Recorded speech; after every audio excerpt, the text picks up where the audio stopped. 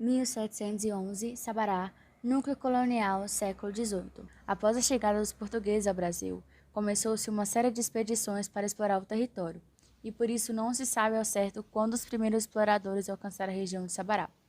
Na corrida para explorar as riquezas do país, a bandeira organizada por Fernando Dias tinha como finalidade alcançar Sabarabuçu, o Eldorado. Após sua morte, seu genro Manuel da Borba Gato assumiu a exploração e, junto com os bandeirantes, descobriu o local hoje conhecido como Sabará, entre 1672 e 1678. Dizem que após sua chegada, encontrou uma povoação e ali criou o núcleo urbano, arraial, de Santo Antônio do Bom Retiro da Roça Grande. O lugar se tornou pouso obrigatório na travessia para o sertão. É um dos mais antigos de Minas Gerais e teve muita importância no surgimento de Sabará. A antiga comarca de Sabará era a maior de Minas Gerais, atingindo até a região de Paracatu e o Triângulo Mineiro. No princípio do século XIX, Sabará era dividida em Cidade Velha e Cidade Nova. A Cidade Velha era a região onde hoje se concentram as igrejas, e a Cidade Nova era a região que abrange o centro histórico e a parte baixa em direção ao rio. A abundância de ouro alimentou a ganância e, consequentemente, gerou muitos conflitos. As densas florestas forneciam madeira para a construção de igrejas, sobrados e pontes. Os espaços abertos na mata se transformavam em lavouras diversas. Já em 1702, o arraial da Barra do Sabará, próximo à Roça Grande, era um movimentado centro de comércio de gado, cavalos, escravos e mantimentos, além de ser o mais populoso das Minas Gerais. Sabará tem origem num arraial de bandeirantes que apareceu no fim do século XVII. O povoado cresceu e foi criada a freguesia em 1707, que foi elevada a vila e município em 1711 com o nome de Vila Real de Nossa Senhora da Conceição do Sabará. Era um lugar que continha uma das maiores concentrações de ouro, atraindo inúmeros imigrantes que buscavam a riqueza. Com isso, a cidade cresceu bruscamente e também era onde ficava a casa de fundições para a cobrança do quinto. Era tão grande sua importância que, em 24 de fevereiro de 1823, Dom Pedro I concedia à cidade o título de Fidelíssima. É cidade desde 1838. A origem do nome Sabará é oriundo do termo tupi Itaberabuçu, Pedra Grande, que designava a mítica Serra das Esmeradas procurada pelos bandeirantes. Arte de Sabará. Muita de sua arte está expressa em construções históricas, como, por exemplo, em capelas, igrejas, museus e casas arquitetônicas. Capela de Santo Antônio do Pompeu, construída antes de 1731, na primeira fase do Barroco Mineiro. Capela de Santana, construída por volta de 1747, com o estilo da segunda fase do Barroco Mineiro. Capela de Nossa Senhora do Ó, construída por volta de 1717 e é considerada a mais rica representações do Barroco Mineiro.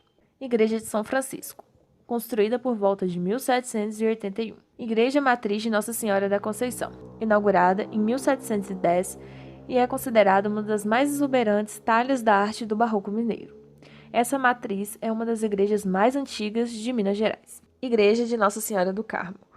Construída em 1763, a igreja é um dos palcos mais espetaculares da arte e da genialidade de Aleijadinho. Ao lado de outros artistas, templo característico da terceira fase do Barroco Mineiro e do estilo rococó. Igreja de Nossa Senhora do Rosário. Construção iniciada em 1768, pela Irmandade dos Homens Pretos da Barra do Sabará. Revela a fé e força do negro africano. Os escravos decidiram construir sua própria igreja, mas a decadência das minas de ouro não permitiu que fosse concluída. Foi abandonada com a abolição da escravatura em 1888. Casa da Ópera, Teatro Municipal. É o segundo teatro mais antigo do Brasil em funcionamento.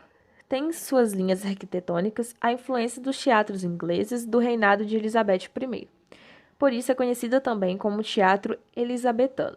O primeiro prédio foi construído antes de 1771 e funcionou segundo a Casa da Ópera. Foi inaugurada em 2 de junho de 1819. Conjunto arquitetônica da Rua Dom Pedro II. A antiga rua direita, mais importante artéria da Vila de Sabará, possui um conjunto arquitetônico tombado pelo Instituto do Patrimônio Histórico e Artístico Nacional, o IFAM. História da jabuticaba em Sabará. Há tempos, muitos moradores cultivavam jabuticabeiras em seus quintais. Por volta de 1986, algumas mulheres resolveram usar da fruta para produzir alimentos derivados, distribuir e assim vender pela cidade. Com isso surgiu a oportunidade de fazer uma festa nos bancos das praças, surgindo assim o primeiro Festival das Jabuticabas. O evento hoje já faz parte da tradição local. Algumas datas importantes da história da jabuticaba. Em 1982, houve a publicação da Lei nº 146, concedendo incentivo fiscal a jabuticabeiras da área urbana.